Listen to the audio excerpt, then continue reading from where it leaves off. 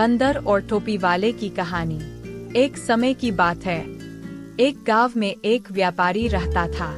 वह अपना पेट भरने के लिए गांव-गांव जाकर टोपियां बेचा करता था। वह रोज सुबह एक बड़ी सी टोकरी में टोपियां लेकर निकलता था। उन्हें बेचकर वह शाम तक अपने घर वापस आ जाता था। एक सुबह वह अपनी टोकरी में रंग बिरंगी टोपियां लेकर निकला। एक गांव में टोपियां बेचने के बाद वह दूसरे गांव की ओर जा रहा था। चलते चलते वह बहुत थक गया था। उस रास्ते से गुजरते समय एक जंगल भी पड़ता था। जंगल में उसे एक बरगद का पेड़ दिखाई दिया।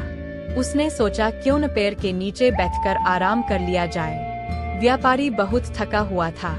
उसने टोपियों से भरी टोकरी को नीचे रख दिया। फिर सिर से टोपी को उतारकर नीचे रखा और गले से गमछे को उतारकर जमीन पर बिछा दिया और उस पर लेट गया। उसके बाद व्यापारी गहरी नींद में सो गया। जिस पेड़ के नीचे व्यापारी सो रहा था, उसी पेड़ पर बहुत सारे बंदर रहते थे।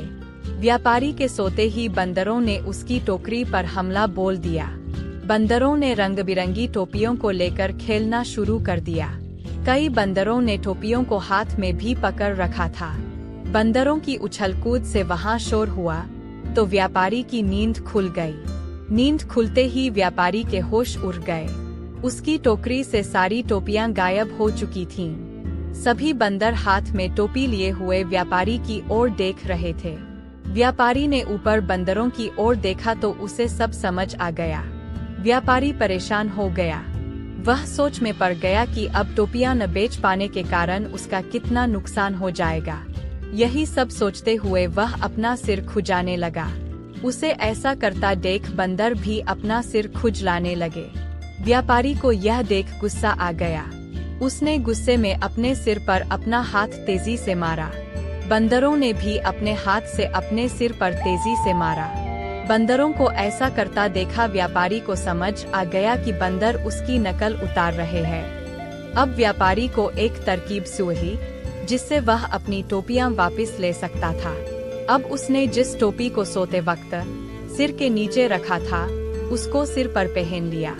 बंदरों ने भी झट से हाथों में पकड़ी हुई टोपियां सिर पर पहन ली।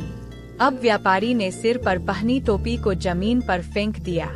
बंदरों ने भी व्यापारी की नकल उतारते हुए अपने सिर पर पहनी हुई टोपियां जमीन पर फेंक दी। व्यापारी की तरकीब काम कर गई थी। उसने जल्दी जल्दी सारी टोपियां इकट्ठी की। टोकरी में सभी टोपियां को रखने के बाद व्यापारी वहां से तुरंत उन्हें बेचने के लिए दूसरे गांव की ओर चल दिया। कहानी से सीख। इस कहानी से हमें यह सीख मिलती है कि परिस्थिति चाहे जैसी भी हो, हमें घबराना नहीं चाहिए। हर हाल में हमें समझदारी से काम लेना चाहिए। यह छोटी सी कहानी पसंद आई हो तो लाइक, सब्सक्राइब और शेयर जरूर कीजिए और हाँ, बेल आइकन को जरूर प्रेस कीजिए।